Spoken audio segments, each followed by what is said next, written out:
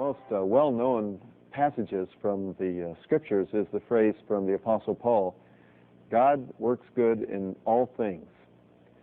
Notice this text from Romans chapter 8, verse 28 does not say that everything that happens to us is good. Lots of things that happen to us are not good at all. But the Scripture says God works all things together for good to those who love God and who are called according to His purpose.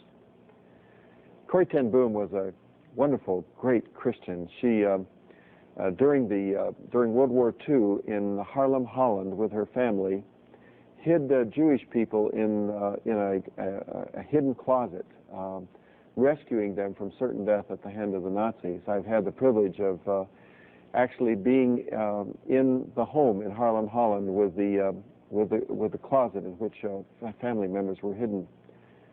It was late in the course of the war that her family, her sister and her father, were all arrested and sent to prison.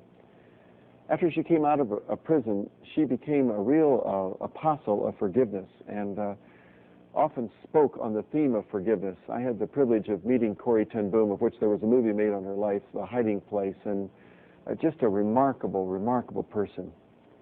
In the very closing years of her life, when she was in her late 70s, at her speaking engagements, she would often take with her a woven cloth, and she would hold it up before an audience. She would first show the underside, and she would say that so often is how we look at life. It doesn't look like it has a pattern. There's just a lot of threads going different ways, and a lot of tangles, a lot of ends that are sort of cut off, and we don't see a pattern. But then she'd flip the cloth over and she would say, now if you look on this side, you will see clear design. And it's often the case that as we go through the experiences of life, we don't have an idea of how today fits into tomorrow, or how this year connects with what has gone before or what has gone after. And it may be confusing for us.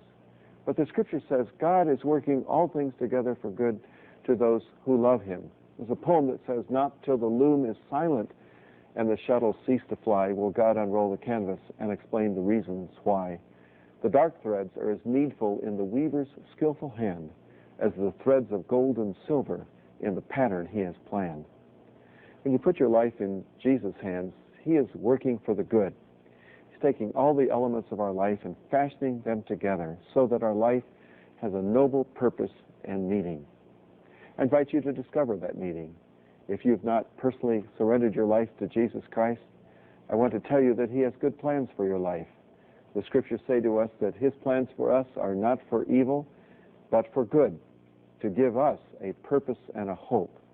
I want you, above all things, to have that hope and to have that sense of purpose that God dearly and deeply loves you and has great plans for you, for time and for eternity.